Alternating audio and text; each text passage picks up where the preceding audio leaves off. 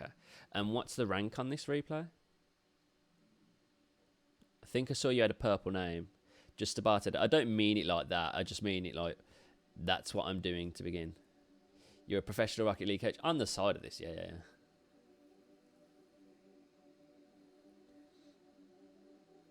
What's the rank though? Diamond, I think that says. Your name's Blur. Yeah. Don't worry about it saying Diamond 3. I just have one diamond icon.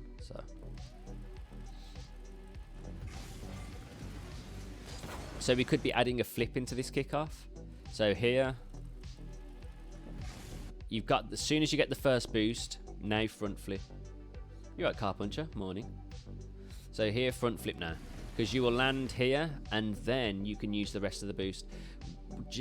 What you want to do is drive and boost. Get this. As soon as you see that flash, let go of boost. Front flip. So you're holding onto that 28 boost right now. You'll land about here. Use that 28 boost now to reach the ball. My friend just got GC1 doing no flip kickoffs. That's the Gibbs special. But you can get there. It's just you want to have a strong kickoff, otherwise you're never going to get good at ones. You could probably get somewhere in 2s and 3s, but in 1s you will struggle. So the same thing that I kind of said to Muan, it's kind of we're not using any speed. Like we could be boosting over here to get into a decent position. Like right now, you got to be thinking about the player potentially going down the wing, so we can let's flip, let's move ourselves a little bit quicker. Like there's no immediate need. Here we need to learn the half flip. That should be a half flip all day. Do you know how to half flip? Right there, that's a half flip, dude.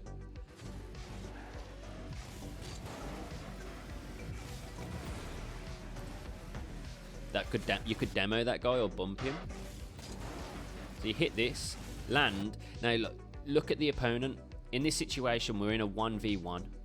So I mean, and it's not a fair 1v1 either. It's a 1v1 with the pressure on the opponent.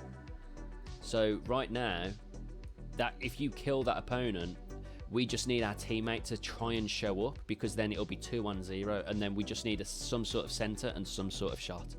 So right now, if you could go for a demo or a bump, like with this pressure, we could make it a little bit easier on ourselves.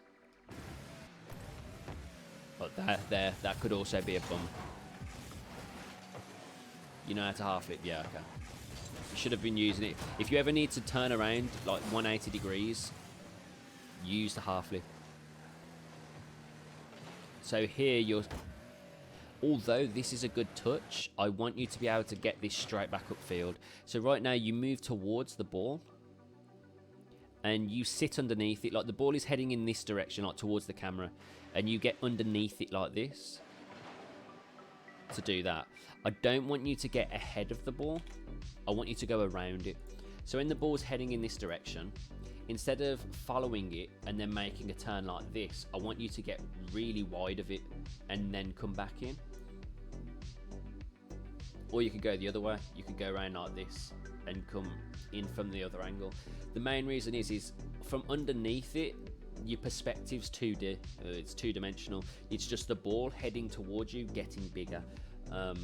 And it makes it harder to read exactly where it's going. You also can't see the ground indicator. Whereas if you run away from it like this, you're seeing the ball arcing in the air. You can get a good understanding of you can get a good understanding of the ball arcing, how fast it's moving towards your net, and then where you think it's eventually going to land. Do you know what I mean? So from underneath, like if you're looking up, all you can see is the ball doing that, and you have no idea where it's going to land because you're just looking up at the ball. Whereas if you go over here, you can look at it and you can see it doing this arc. Do you know what I mean? And then from there, you can decide how far you need to go to get around that bounce and then bang it upfield or bang it into your corner. But yeah, I don't want you to drive with the ball. I want you to get away from it, move away from it, so you can get that information. You can see how fast it's moving, what the arc looks like, where you think it's going to land. You can see the ground indicator, which helps you out even more. And also, like, if you come from around the ball, you'd be making this first touch with your nose rather than the side of the car, so you literally could just bang that straight up field. What is your teammate doing?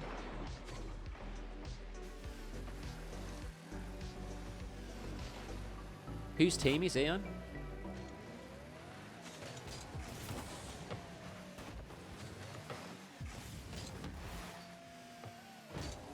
Right, we need boost. Get pads. Get pads.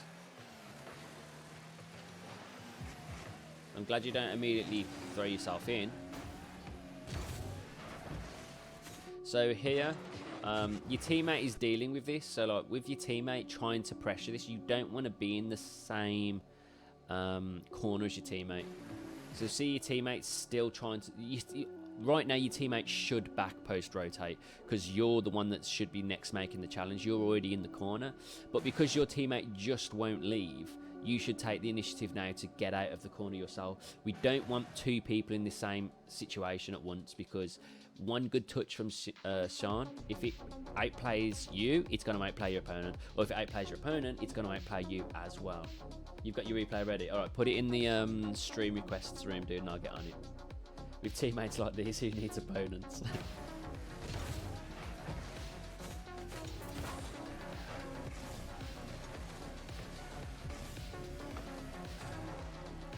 Should have been you that hit this. You're nearest to it. But this is yours, if in my opinion.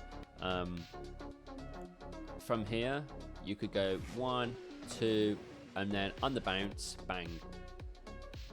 So like the boost's there for you. Like the boost's all lined up. You could have got 1, 2, 3, smash. You just didn't go for it.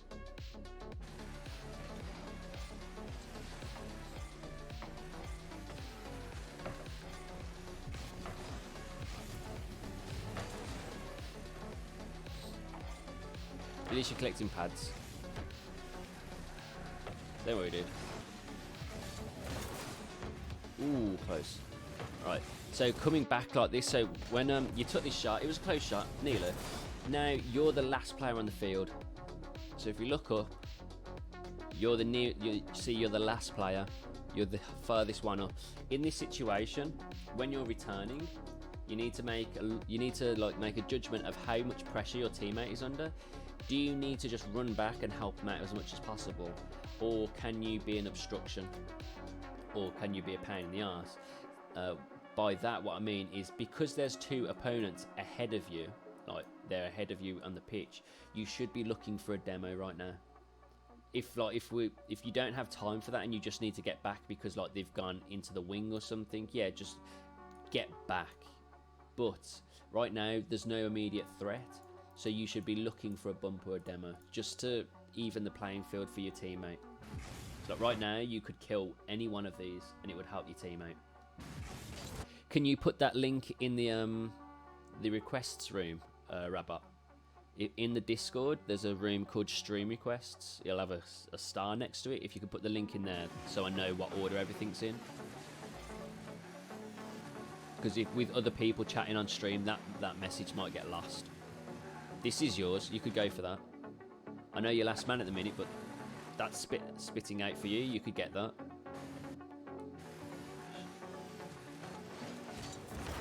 And in defense, don't hit the ball back upfield. This is literally just a pass to the opponents.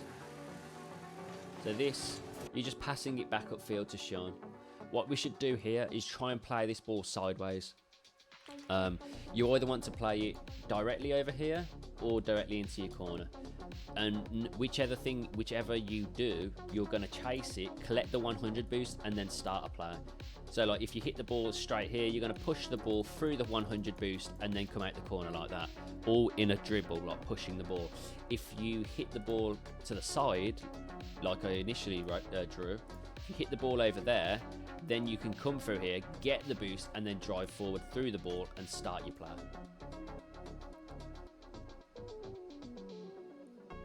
Alright, dude.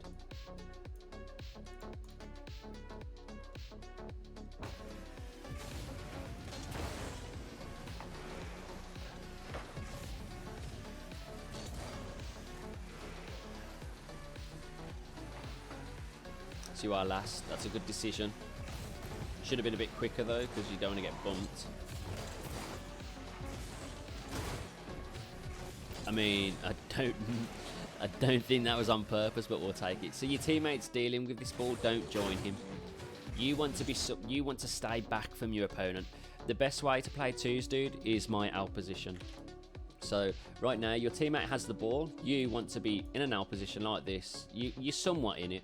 This distance needs to be about 1/3 of the pitch.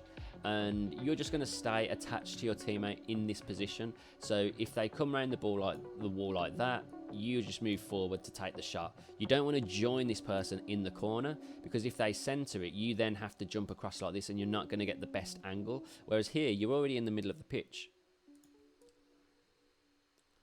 So maintain this position. If possible, take it a little bit further back, because I want that 1/3 of the distance.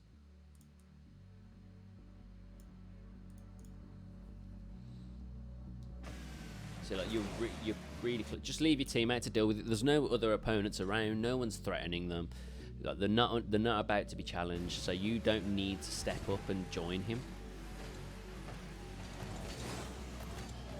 And like one thing you want to contemplate is every time your opponent centers the ball, that doesn't mean you have to shoot it.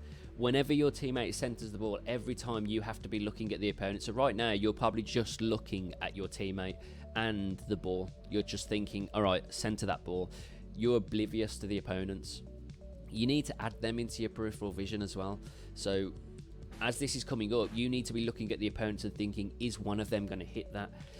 Are we going to get Sean knock it over here? Are we going to get Dints jump up and hit it over there? Do you know what I mean? You need to appreciate that these players are here more than your teammate. So there's 3 possible options here, not just your teammate centering the ball. So don't, just because your teammates hit this doesn't mean you have to jump. You need to be making a decision for yourself if it's safe to go for. So in my opinion, I'd be most scared of Sean at the minute and thinking he's going to send it into that corner. So I'd probably be a bit further back, because that would be my positioning, and I'd be starting to turn over here thinking he was going to get that.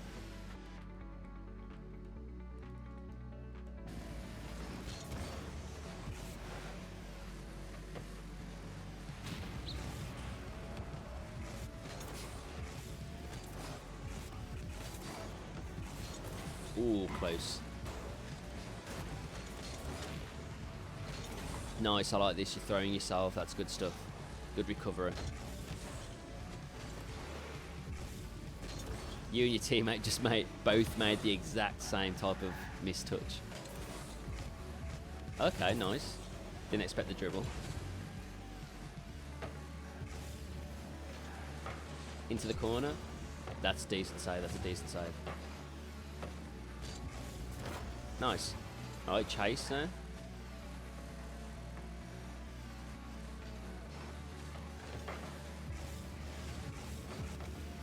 Good steal. So now that you've stole, you should challenge this now, because you know that guy's got no boost. I mean, or you know he's low. So now that you've got the 100, I would try to turn on this now and challenge the guy with no boost, or who's most likely got low boost.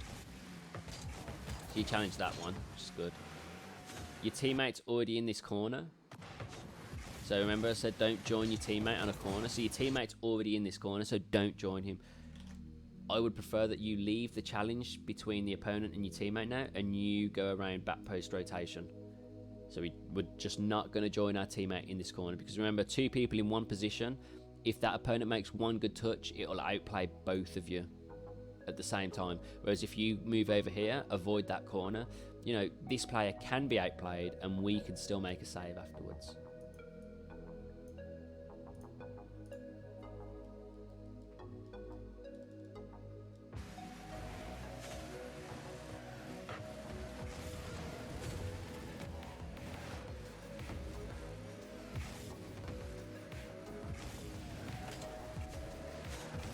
Oh, nice.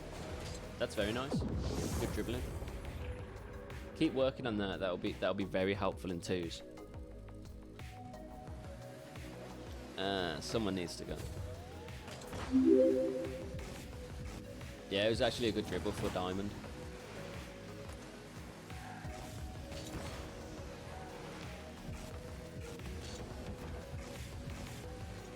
Okay, yeah, same again. Just take this into a dribble. Like, now that I know you can dribble, I want to see more of it. I want to see you taking more of these opportunities into dribble. So here, I want to see you get underneath the ball and try and carry it. Steal the 100 boost, yeah. You need a training pack. Oh, my dribble training pack, class. So here, your teammate's not respecting you. So I would stay further back like this. You can go for that, but you don't go for it. Like you want to run and jump and hit that back over your opponents. Get a kill, nice. Why's your teammate left it?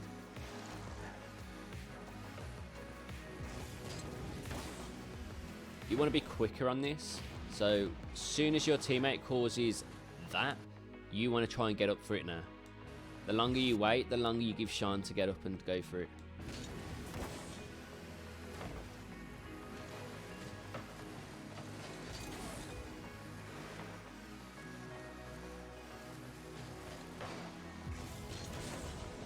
Still the 100. Yeah, so we want to try and avoid aerial play as much as you can into like at these low levels in twos. So like ceiling shots, stuff like that. Try and avoid it all. Keep everything as grounded as you can. Dribbles, hook shots, 50-50s, flicks, all that good stuff that's like ground play. So that's a good block. Yeah, that works in defense. I just don't want you doing like big backboards or ceiling shots,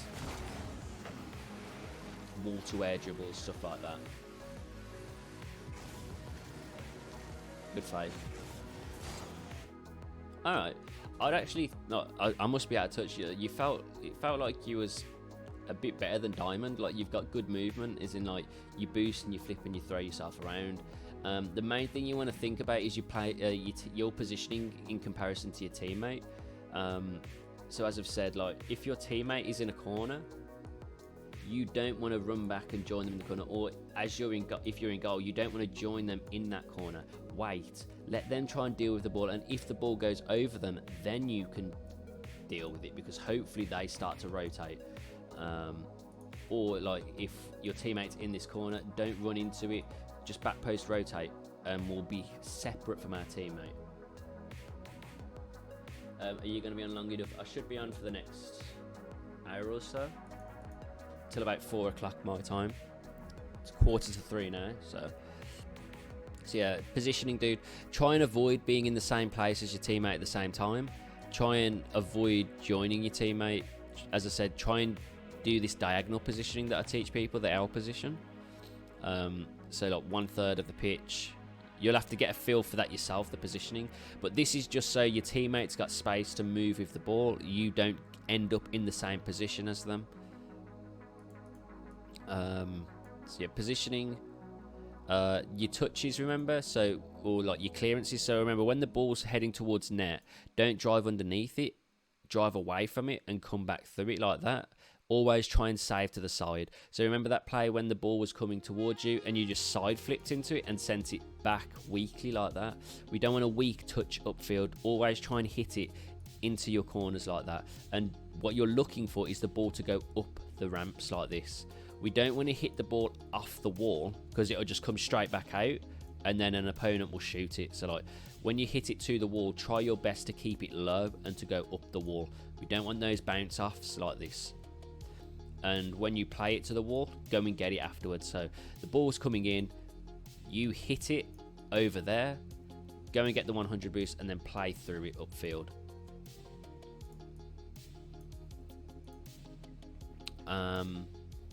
Then the main things to work on, just try and, as I said, keep everything as grounded as possible, dude.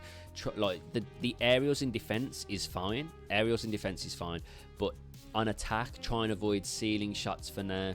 Avoid big backboards or big aerials in front of their net. Try and keep everything as grounded as possible. Like if the ball is just like floating and it's a great opportunity, yeah, go for it. But I don't want you to throw yourself into stuff like that you don't need to.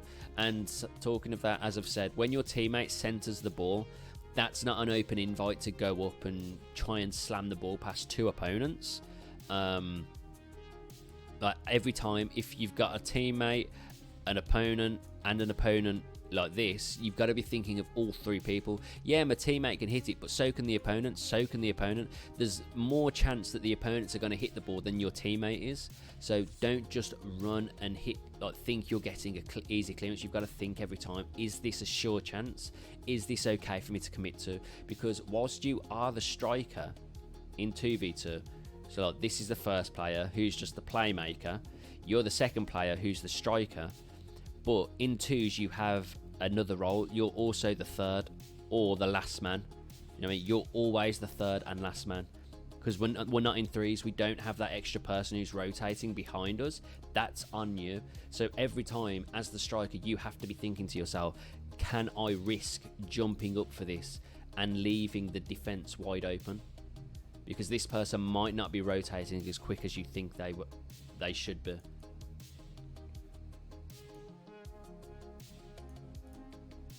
For a second I thought your hoodie was a wig of long glorious hair. Happy confused you. Yeah, so there's a few things you need to work on, dude. Just like in terms of like decision making, awareness, just like the rules of 2v2. This is the music I put on when I'm with your mum. Precepts.